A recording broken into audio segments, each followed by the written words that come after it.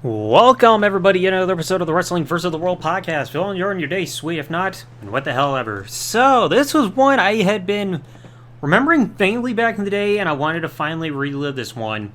And that was going over Drew McIntyre's downfall that he had starting from summer-ish of 2010 up through 2012. Now, it didn't exactly start in 2010, but there were some notable things that happened prior to his downfall and everything.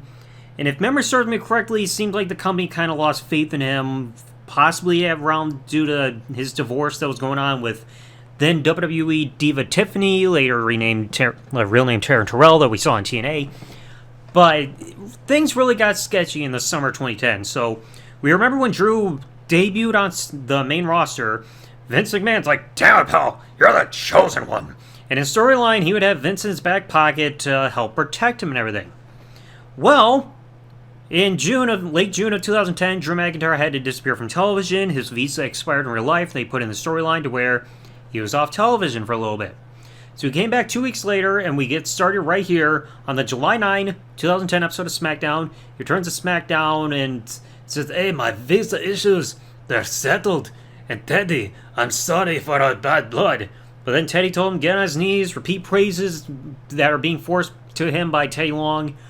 So he's kind of being demeaned on his time back in here and everything. And this was just before, I think at least a month before the whole personal controversy. But he was back on SmackDown. He didn't have Vincent's back pocket because right before this, Vince got written off television because Nexus kicked his ass. Apparently not well enough. So now the next point I'm going to get to is the odd period.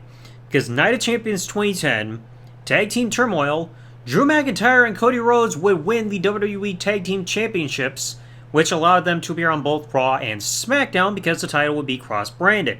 So, they would be rebranded as the Dashing Ones. Then you jump forward to not even a month, like just about a month later at Bragging Rights 2010, they would lose the tag titles to John Cena and David Otunga, who were representing the Nexus, and later that week on SmackDown, they already disbanded their tag team. So the Dashing Ones of Drew and Cody only lasted a month. And then Drew would basically start to do nothing, and Cody would become dashing and all that stuff, but that's neither here nor there. Now, the next point I want to get to, Survivor Series 2010. Drew McIntyre is part of Team Del Rio against Team Mysterio.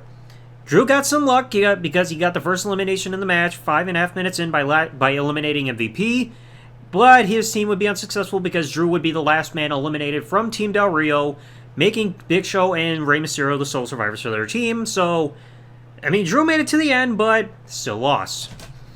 Now, a part that people tend to forget was that after this, through early 2011-ish, maybe the first quarter, Drew went into a storyline where he would try to win Kelly's affection while still being a heel, but his anger would constantly drive her away in the storyline that would ultimately end up going nowhere. Because it would just be like, "I want you, Kelly. I want to eat you down there." But she's like, "No, you're making me dry."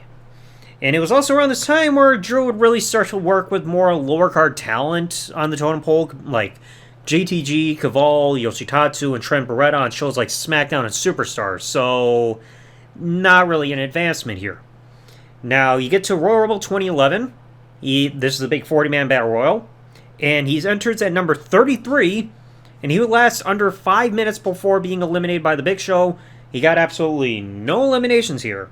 And you compare it to the year prior, where he also had no eliminations, but he lasted 10 minutes longer than that. So he lasted under 5 minutes here, and less than 15 minutes the year prior, but no eliminations either time. Now you're going to fast forward a slight bit to Elimination Chamber. He's in the World Heavyweight Championship Elimination Chamber match, and he's the 5th entrant of the match.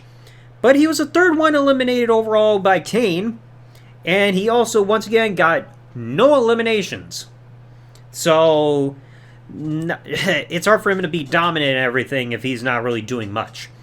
Now, a dark part here, because WrestleMania 27, he had no match on the main card, but he was initially a lumberjack into the Battle Royal that preceded the show during the dark match between Sheamus and Daniel Bryan. Brawl ensued, it became an impromptu Battle Royal, and it would be won by the Great Khali, because Drew would get eliminated by Daniel Bryan close to the end of the match.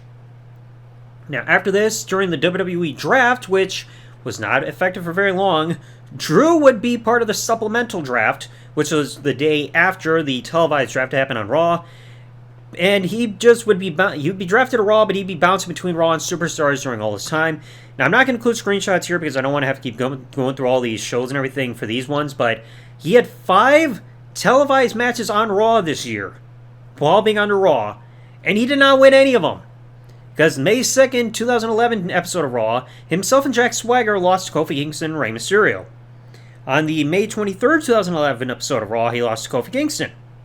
July 11, 2011, himself and Dolph Ziggler in a handicap match against Big Show went to a no contest.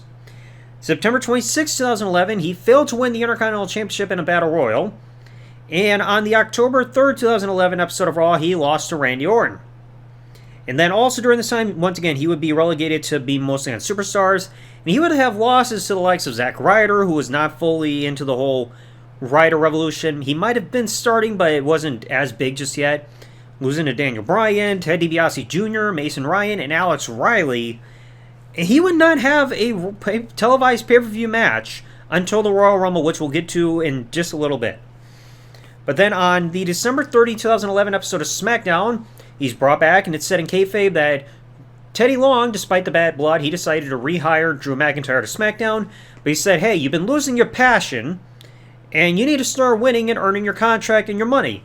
Because he would mostly wrestle on SmackDown, but he would also appear on Superstars again. And he would only be on these 2 shows. He would stop appearing on Raw despite the brand splits and back in August. And this was where the losing streak began. Because in about just under 4 minutes, he would lose to Ezekiel Jackson via a roll-up with the tight grab. So, a babyface Ezekiel Jackson had to cheat to defeat Drew McIntyre. Oh, Drew, that was ridiculous.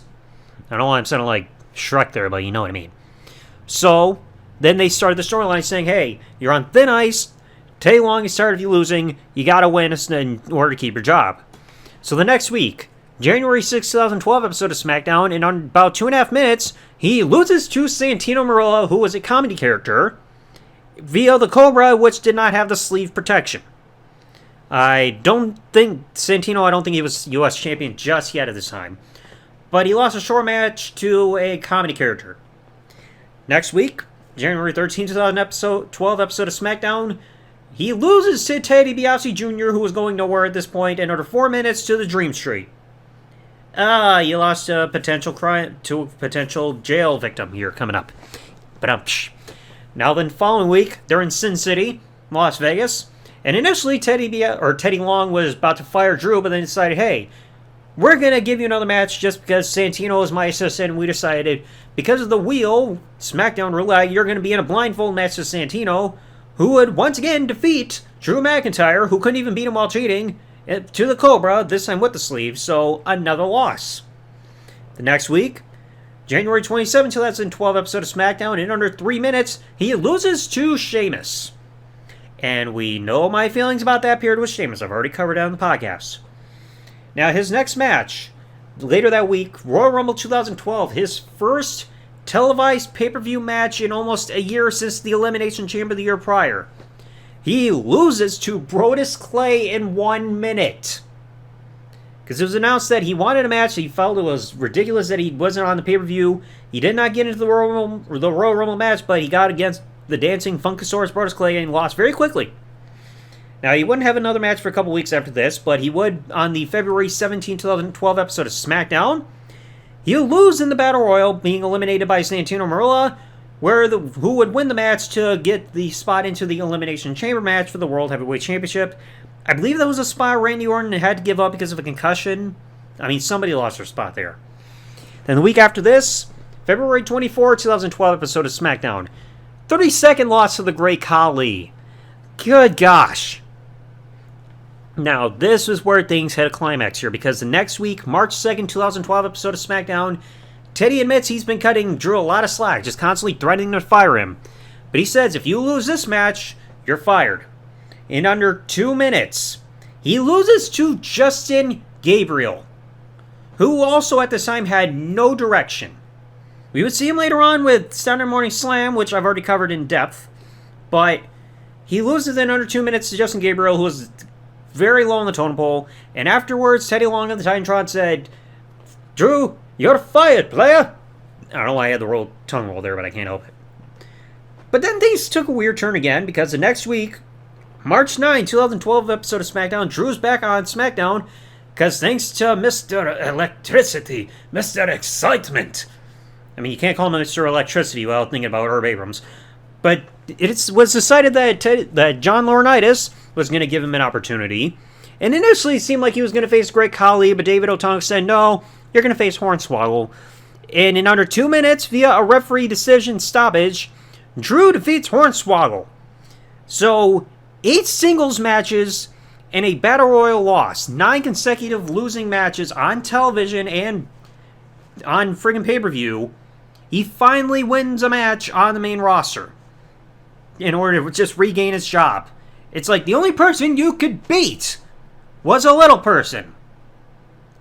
Like, what the hell?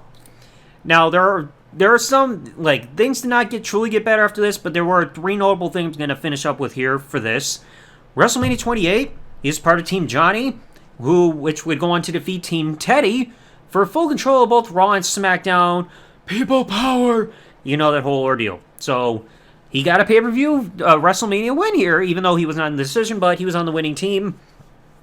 But then, over the Limit 2012, this is a couple pay-per-views later, he would lose in the Battle Royal to determine who gets a shot at a mid-card championship, either Intercontinental or US, later on in that show, which was won by Christian. So he was back to his losing ways, and Drew would not get a win on Raw or SmackDown, okay, until the December 7, 2012 episode of SmackDown, when the officially united 3MB, Heath Slater, Jinder Mahal, Drew McIntyre defeated Brodus Clay and the Usos in a 6-person tag match. He would have some wins here and there on NXT and Superstars, but in terms of a main roster show, Raw or SmackDown, it would take until December for him to get a win again for the first time since WrestleMania with that tag match. Or in terms of him, like, getting a pin, it would be the first time since a decisive decision would be the first time since the Hornswoggle match. Because Drew did get the pin in the 6-man tag that I just mentioned.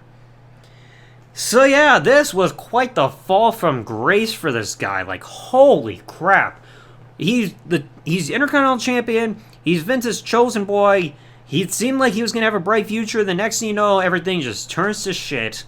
He's not getting eliminations in matches. He's barely appearing on TV. He's on C-shows. He's on this losing streak where he gets fired and humiliated, losing to lower card guys. And it takes for him to defeat a little person to regain his job. And then he goes back to a losing streak outside of maybe NXT and Superstars matches, but who's really paying attention to those compared to Raw or SmackDown during that period? And then it takes until 3MB forms for him to get a victory on a main roster show, and then we saw what 3MB did after that. But my gosh, thank goodness he was gone from the company. Not saying it's a good thing he got fired, but it's a good thing he went away, reinvented himself, regained his confidence, and got some name recognition and like value there again elsewhere in order to come back to WWE and have a complete career renaissance, especially with his current run, with his character like trolling everybody, being like, I am Drew McIntyre, and I eat pussy, because I am the pussy monster. Honey, hide the cat, because I'm fucking starving. I'm proud of him for turning things around, but it's just like, man, they did him dirty. I mean, at least one good thing was going on during that whole time is before 3MB formed, he still had the great entrance music. But that was about it. So yeah, let me know in the comment section below for anybody who remembers this period for Drew McIntyre where his career just went into a free fall, just downward spiral there. What do you all remember about all this? Because again, this was depressing. Anyway, let me know down in the comment section below. If you enjoyed today's episode of the podcast, folks, please remember, leave a like, subscribe with the bell turned on here on YouTube, comment what you thought below, and I'll catch you all next time. Thanks for listening, folks. Like, comment, subscribe. Peace out, and good day, everybody. Why am I doing the accent?